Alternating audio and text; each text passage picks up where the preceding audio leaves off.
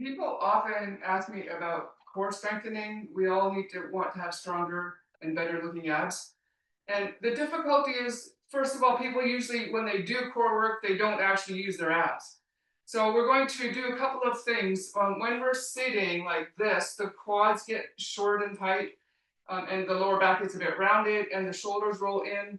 So those areas here, the chest and the quads, are inhibiting you from activating your abs when you do your core work. So we're going to do a simple thing just to release those areas so we'll have better access to the abdominal muscles. So I'm just using this as a broomstick. I'm just putting this on it. Just because this can be a little, sharp, but we're going to release the pecs. And the way that we'll do that is you have this broomstick, and it's right here at the tendon attachments into the shoulder. And if you can get right near your arm where it attaches, relax the head, and you can relax your arm, and you might feel your arm go a little numb because the blood supply and the nerves are restricted down the arm. You can spend more time. We're going to do this a little quickly today. Okay, then switch to your other side like this. So just right on the inside of your arm, the pec attachments. And you can just, rather than moving, I would maybe just put some pressure and relax your arm, relax your head. And that will allow you to have better action using the abs instead of pulling with your chest and neck muscles and shoulders. Okay, now we'll just use the same thing here for simplicity. The other area is the quads. So the quads are the thighs. Most often when people try to do core work, they end up just pulling with their quadricep muscles, their thighs, and that ends up straining the lower back. So you just sit in a chair, and you can do foam rolling on the floor, but just for simplicity, I'm just going to roll this. You can use a rolling pin, right, and just roll out the quads like that. And of course, if you're on the floor and you do a foam roller, you can roll out your hip flexors really well. And then we'll do the other leg. So just, rolling pin. This works quite well, this broomstick. And that'll help tone them down so they don't inhibit you from activating your abs. Okay, so next we're going to do a series so you get all the different direction of your core, different angles of the core work. And this will do on the floor today.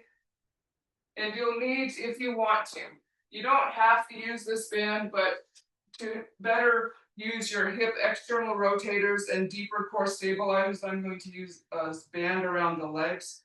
But again, the first time through especially, you might avoid, don't do that yet, use that next time. So first crawling, when you're setting up and moving around on the floor, crawling is an awesome core strengthening maneuver. Okay, so I'm putting this band around the legs, and many people are familiar with dead bug. We're going to focus on a few different components because, as I said, often people do dead bug and they don't actually use their abs very much. Instead, they just use their quads. All right, to set up, you bring the arms straight up over the shoulders like this and bend the elbows at a 90-degree. And you'll notice automatically your abs are engaged, chin toward the throat so that you let the head go forward. Your lower back always should be slightly arched. Don't press your lower back to the ground. We need a neutral spine angle. So we'll set the arms and then lift the legs. And we're going to don't straighten your leg all the way, just slightly straighten the leg. And take a breath. Leg back. Then other leg. Your lumbar spine, the lower back, the angle should not change.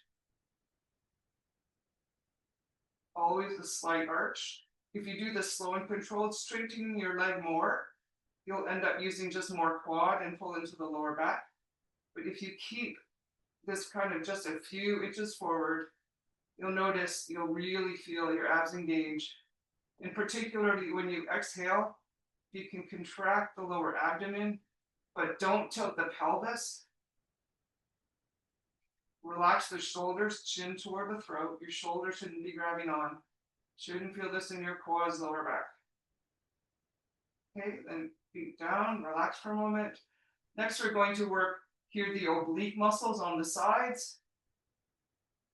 And I'm coming on the left side first. So commonly people go, oh yeah, side bridge, I'm really good at that. And what happens, they skip the obliques, they just lift the hips up and create a curve and puts too much pressure on rotator cuffs. Setting up is important. We're keeping the knees down, feet flexed. And when you set up, press into the floor. So push yourself out of the shoulder first. Try to keep the head in line with the spine the best you can gauge. And then hips don't go up. Hips like a hip hinge. Hips come forward. Forward hip hinge all the way forward and keep pressing. Then if you want to, keep the heels together, knee up. And I would typically hold this for 30 seconds. So you shouldn't, again, feel that in your quads or groin muscles. Sometimes people feel it here in the TFL muscle. Focus on your obliques, for sure your shoulder, you're stabilizing your rotator cuff. And also feet, sometimes people press the feet down really hard. No, heels together, use your obliques. You can feel that here, the left side or the outside of that hip, knee down, hips back. From here, we're going to turn right onto plank position. So just pivot onto your stomach.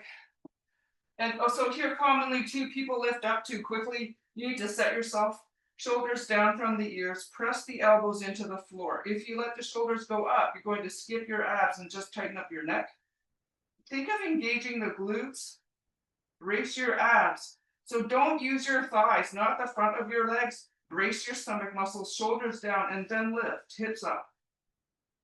And keep squeezing in from the sides. Engage from your waist, the outside of the hips, not your thighs, not the front of your legs, not hip flexors, not groin, shoulders down, and slowly lower.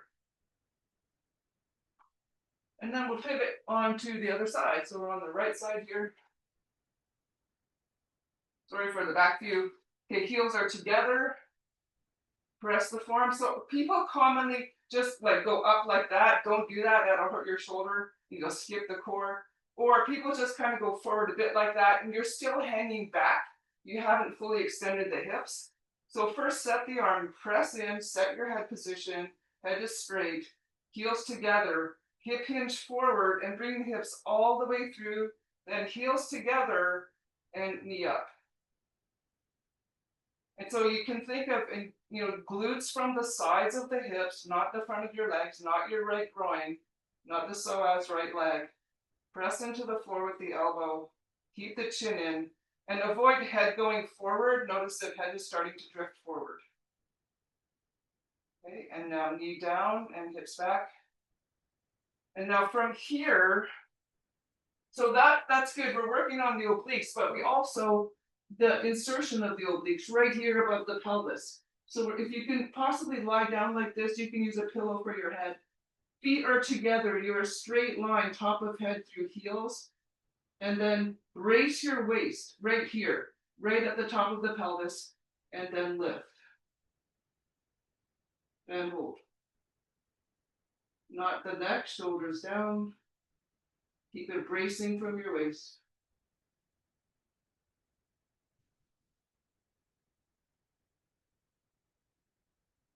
I would typically hold each position 30 seconds and then lower.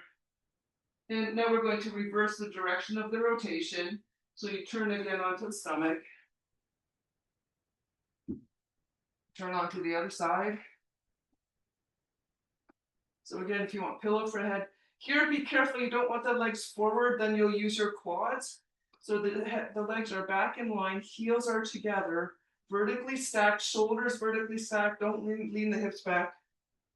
Okay, here we go. Brace the waist and lift. Using the muscles in your waist.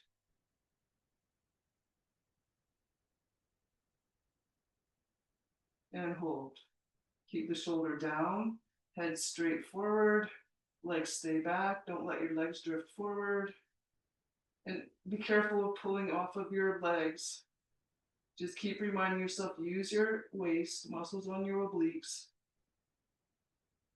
Now we've worked all the different directions around the abs, legs down. Okay, and lastly, I would always, strengthen the head again, the neck position. So here we take the band off. And arms under lower back. Chin toward the throat. Elbows lift. Keep the chin toward the throat, lengthening the spine. And lift the head just a little. It's not head up that's important, it's spine lengthening that's important. And I always take a deep breath and down. And do that twice, lengthening from the top of your head, elbows, and breath. Then reverse the legs. Lengthening from the top of your head, lengthen the spine, chin toward the throat, elbows lift, head lift, and deep breath. Always neutral spine angle. Notice if your right leg is grabbing on, relax the right leg. Relax, last time.